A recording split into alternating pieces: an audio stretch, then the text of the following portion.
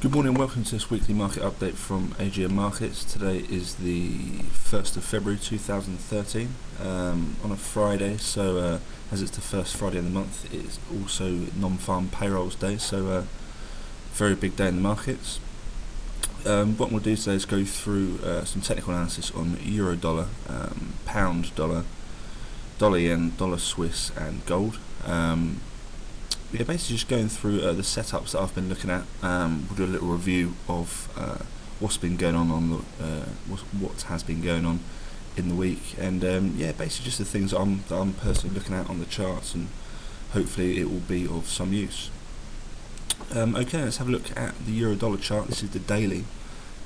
We spoke about in the last video this trendline support. We're literally just ripping right off this now. Very, very bullish euro dollar. As you can see, this week we have had, if we zoom in, well, today is a very bullish candle, so it's 1, 2, 3, 4 bullish candles in a row. So euro really is just ripping against the US dollar. One thing I think we spoke about in the last video was this recent. So let's say you draw the trend line from the outer part of the wick. So this is the recent bounce here, that candlestick there, if my mouse works. So then, I mean, the fibs that I normally look at are the 15 and 61.8. So if you drew a fib there from the lows to that recent sort of high there, as you can see, this one here, I've covered the cursor over, you can see it kind of coincided with the trend line support. So I mean, if you zoom out, this is the way that you can play fibs. You can draw a big trend line support, then use the fibs to buy off the dips, and a lot of time they do coincide. So that one there, the trend line support, coincided nicely with the 50% retracement. It did come just a bit shy, but it just shows that the people are coming in at there's a kind of confluence level. So people coming in at the trend line support, the 50% retracement, and also this 55-day moving average just below here. So we came down near it, and it failed to break below this 55-day moving average. And you really just see that we're really just getting a really aggressive move up here. We're now at the one spot 36.70 now. So really aggressive moves. Obviously today is non-farm payroll day, so keep an eye out there. But we are getting a lot of dollar weakness and a lot of euro strength. That's what I've been saying in the last sort of few videos, really, in terms of fundamentals. When there's no bad eurozone news out, it's good news for the eurozone. I mean, you remember the last year, first half of the year was just all bad news after bad news, and the euro just got hammering. And then near the end of the year, the last sort of few months, sort of like September, October, November, December time, especially November and December, we really just got a nice rally because it was just quiet, and that was a sign that people just get into the euro now and offer this big sort of off the big sell-off that we had at the start of the year and the year before. People just buying long term now, and you can see that the euro is just really ripping up here. Also, in terms of the US, they're doing a lot of QE at the minute, so it's a little weaken the dollar some way as well. In terms of move that I would look at now, in terms of, I mean, to be honest, I'd probably get rid of that trend line because we're just so far away from it. It's really not of that much interest. I mean, if we flip it to a 1 hour, I mean, ideally it's due a bigger retracement and a real swing low. That's the obvious swing low that I'd look at on my chart, this one here. So let's say if the top is here, it looks like it's starting to spike a bit, then I'd be looking at any sort of area around this 50% retracement here. But nothing is saying that it could be that this could be the top, but that'll be the low that I look at. So yeah, so it's easy if you look at the on your 1 hour chart. Just the normal thing on the 1 hour, that is the low on the 1 hour chart. So we start to get a retracement, and that's the fib that I look at. But we're so far away from it, it's not even worth bothering, to be honest with you. There isn't much interest on this euro chart really. It's been all about, I mean, the longer term buyers, especially off that the big trend line support, and they're just holding, and it's just absolutely flying. I remember the move in the week, the one level was this level here. If you flip it to the 1 hour chart, you can see the sort of one spot 32.79, let's say 1.3280s this really got bought up well. A lot of spikes below, and also you notice it was previous resistance over here on the left. So previous resistance now acting as new support, and this was a great sort of buying zone. I hope a lot of you were on that buying zone. You can see that it really just ripped up there. So keep that support level on your charts just in case we do come down. I mean, the next one, if it does start to retrace, this little resistance up here could then act as the new support maybe. So that'd definitely be one that I keep on my charts. But no, nothing massively of interest now on the Euro chart, being that it's come up so much. Cable, very interesting setup on cable. We spoke about it in the last video. This clear fib from the lows to that spike up the top there. You can see we've come down here, and surprise surprise, we tested that 61.8 level, and you can see those two daily candlesticks in a row, and you see that the body's closed above this level. So we pierced below the 61.8 level.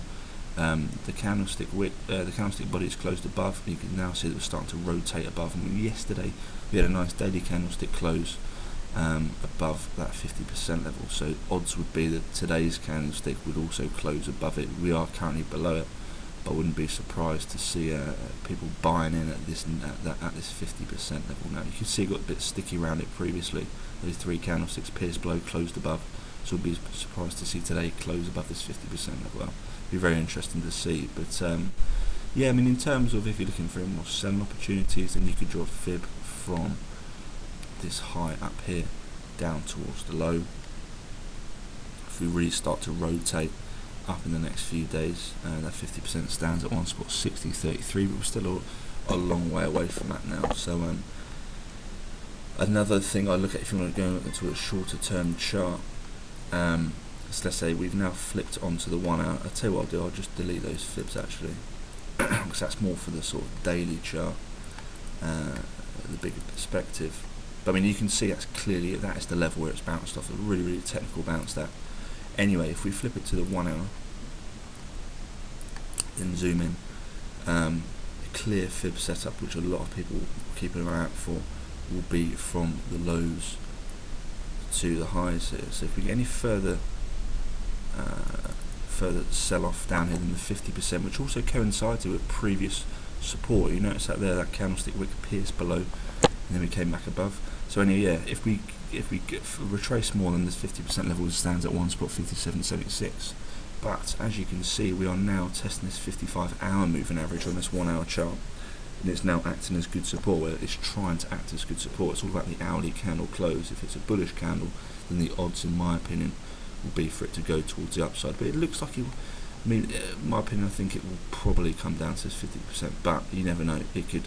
If this forms a nice hammer here, this current candle, then I wouldn't be surprised to see it rip up towards the upside. And in fact, I wouldn't be surprised if that was a 38.2 retracement as well. I'll just draw that up here. So if it is, then that's a nice sort of confluence level of support there. No, it's not 38.2, it's well below. So we'll delete that, we'll ignore that. I mean, it's best just to stick to 50% and 61.8 for these videos, because otherwise there's too many fibs to talk about, and they're the two strongest levels in my opinion. So yeah, I mean, the recent another bounce I think was this dip here, this dip lows to highs. Yeah, it was. So you can see that one there. That was another bounce we had this week. So you see, there's a lot of people would have had this trend line up, nice little trend line support here. That's a perfectly good trend line there. You can see a recent sort of spike below there off the trend line support to highs. It came back down, tested the 50% retrace, and this trend line support, and it's now bounced back up. So yeah, what I really would keep an eye out for this week, well, in terms of the current setup that I'm looking at on cable, would be I'd have the trend line support up, and I would have the fib from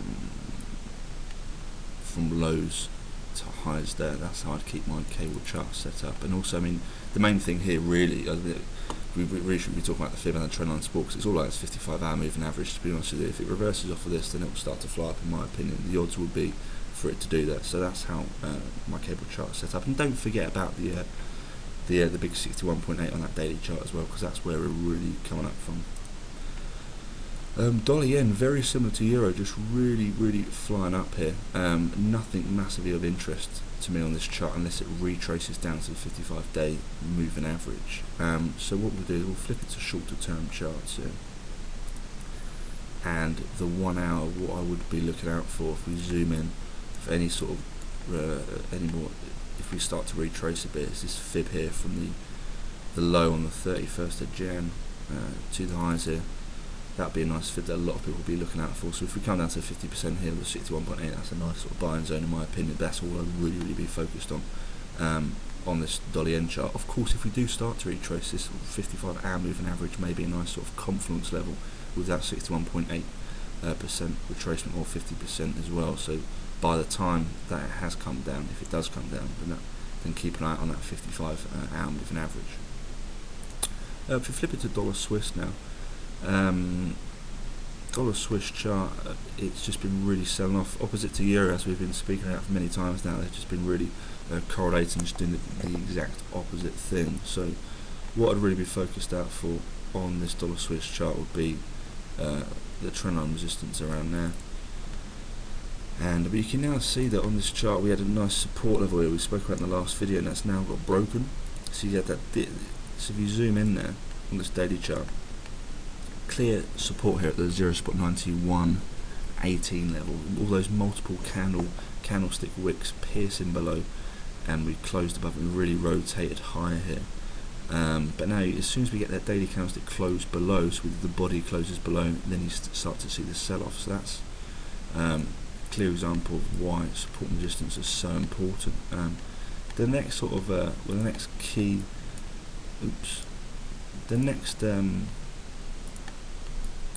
key support, really, I mean, this one here would be one there, and the next one would be that key support there. So they're ones I really focus on. So you've got 0.9058 and 0.9011. So that's why they're the key support levels that I keep an eye out for on this daily chart. In terms of the 1 hour and 4 hour, nothing massively interesting me there. If we do start to if we suddenly start to bounce up off of one of those support levels, then you could draw a fib from the lows to the highs and look at for 50%, but nothing massively interesting there in terms of fib setups.